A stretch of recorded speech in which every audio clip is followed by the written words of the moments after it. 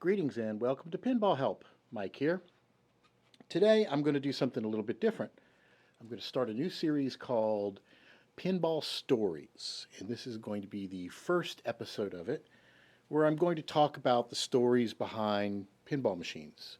I think one of the coolest things about pinball is that every machine has a story to tell, and every owner has a story to tell. And every machine has history and all kinds of really cool things with it. And I thought, let's get a little personal. Let's talk about a specific machine and a specific owner, me. And we'll start this off with Gottlieb Genie. 1979, I believe, early solid state machine. This was the very first pinball machine that I ever bought, and obviously I still have it. And it holds a special place in my heart, and it's a fun story about how I picked up this machine, which kind of paved the way for the video series PinballHelp, and me getting that deep into pinball, because before I really didn't know anything about pinball repair or maintenance or anything like that. And it was this game that kind of opened that door for me, and it's a kind of a funny story. So I figure I'll wax the machine and I'll talk about the game and my history with it while I'm doing that. So hopefully you'll enjoy it. So here it is, Gottlieb Genie. This is the very first machine I got. And when I got it, it was not working at all. Funny story, I remember playing this game when I was a kid. I remember going into some smoky, dark bar when I was underage. I used to wander around and was kind of a latchkey kid. So after school, I would kind of run around. I was shining shoes, actually. I had another friend of mine that was doing this, and we would go and we would sneak into these bars and shine people's shoes, and they would tip us, and it was a fun way of making a little bit of money. Then we'd take the money and play games with it. And I remember seeing this game in a dark bar, and I remember being blown away by it because it had two playfields. It had like two sets of flippers and like a playfield within a playfield, which was pretty advanced back then. And you can see there's an upper playfield there with two little flippers, and then down here there's a lower playfield, and it's got drop targets everywhere. It's got all kinds of cool blinky lights, and just a really neat, cool game. This is a wide body, and it's one of the very first wide body games, and it's generally pretty highly regarded. It's a great playing game. It's got a great theme, great art, and all that. So where I ended up with this was fast forward many, many, many years later, and I'm wandering around someplace. I think it was like North Louisiana, and I'm going to take this glass off while I'm talking. So I'm wandering around in North Louisiana, and I saw this in, I don't know if it was a hardware store or a gun shop or something like that, but it was some kind of general miscellaneous store. And there was a hallway in between these two stores in a strip mall, and this thing was sitting in the hallway. It was not working, it was just sitting there. And I hadn't thought about Genie, since I was a kid. And I saw this game just sitting there, and I thought, hey, I wonder if they're doing anything with this thing. And so I asked the owner of the store, what's up with this game in the hallway? And they said, I forget what they told me, but I asked, I said, would you guys be willing to sell it? And she's like, well, how much do you give me for it? And I'm trying to remember when. This was obviously quite a few years ago. And I remember, I think I paid $460 for it or something like that. About between $400 and $500 for it, which was quite a lot of money at that time. Now, it was in the hallway. I wasn't plugged in or anything, but it looked pretty good. It looked pretty clean.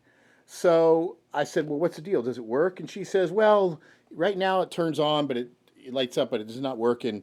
But there's a reset button in there, and if you press the reset button, it'll start back up. So you take it home, it should be no problem. And I'm like, well, you have the keys to it? And they're like, no, we don't have the keys. You're going to have to drill the lock out. So, I had no idea. I didn't know what I was getting myself into. So I buy it. And of course, I also didn't know about disassembling these games early on. And so this very first pinball trip had the head sticking out of the back of my vehicle. I had it shoved in with the head out. It looked like the whole machine was going to fall out of the car on the way back, and I remember it was quite a drive back to where I lived, so it was it was a scary deal, but I had it all strapped in weird positions and managed to get the game back, and of course, finally drilled out the lock and got into it, and there was no reset button. Imagine that, no reset button.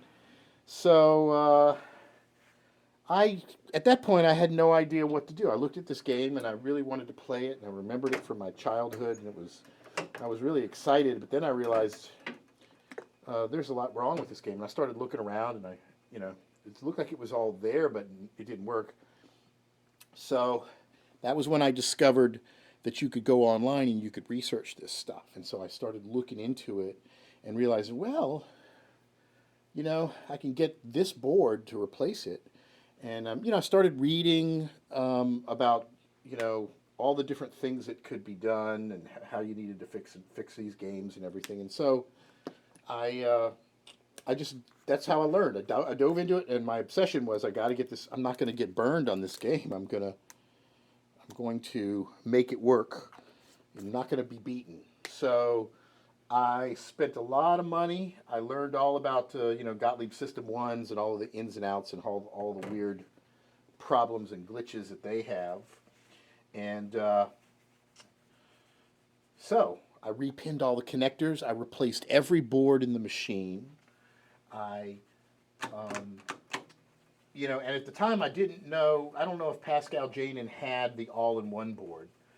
But I was replacing one board at a time, the driver board, the power supply, redoing all the connections. So this is not a game that has just one all-in-one board from Pascal Janin.